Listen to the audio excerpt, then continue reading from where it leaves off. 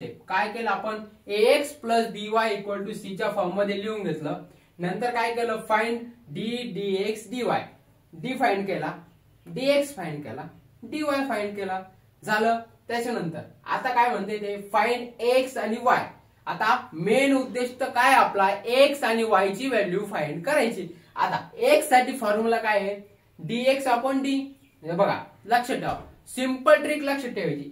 x असला तर वरती dx आणि y ची असली तर वरती dy आणि दोन्हीकडे dd सेम आहे. बघा हे बघा x असला तिथं dx, y असला तर dy आणि दोन्हीकडे d सेम आहे. लक्षात सिंपल. x असला तर dx वरती खाली d, y असला तर वरती dy आणि खाली d. d कॉमन आहे आणि x असला तर dx. ओके. आता dx ची व्हॅल्यू किती आलेली आपल्याला बघा. dx ची व्हॅल्यू -4 आणि d ची व्हॅल्यू किती भेटली आपल्याला 2.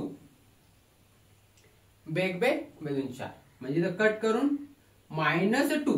x ची व्हॅल्यू किती आली -2. आता y ची व्हॅल्यू काढायची तर dy किती आला आपला 8.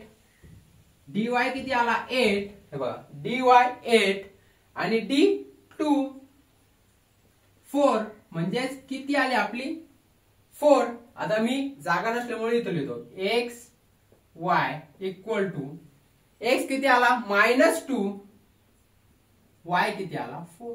आलाय का लक्षात.